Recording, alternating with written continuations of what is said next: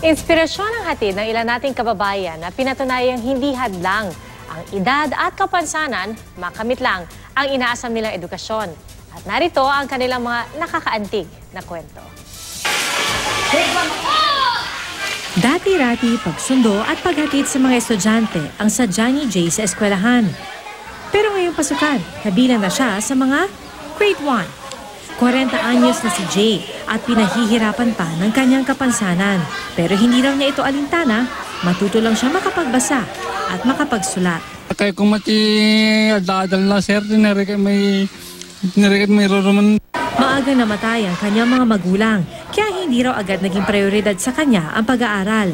At ngayong handa na siyang matuto, inspirasyon ang hatid ni Jay sa mga bata niyang kamag-aral. Hindi niya inalintana ang kanyang kalagayang pisikal, kundi ang kanyang marubdob na pagtanggap sa pagkamit ng edukasyon sa kanyang sarili. Tulad ni Jay, I close my eyes and I will pray. may edad na rin pumasok sa kindergarten sina Angeli at Lola Delia. Bata.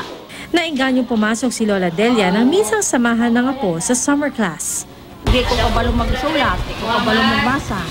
Kuna nga, maningkamot ko magsusunak ko. Eskwela lang ko, balat ko lang na ko. Hindi pa ulahin ang tanan. Tapos kaya pa na ako, eskwela ko. Ang determinasyong ito ni Lola nakapaghikayat naman kay Angeli na mag-aral. Ang gusto lang manggod na ako nga makakabalo ko mubasa kay para ang ako ang anak matudloan ako para dili ko ginakuan sa akong mga amiga nga ako illiterate. Ngayon lang ding school year, magkikinder ang 14 anyos na si Joel. Di agad nakapag-aral noon dahil kinailangan niya magtrabaho para sa pamilya. Sina Jay, Lola Delia, Angeli at Joel, patunay na hindi pa huli ang lahat para matuto.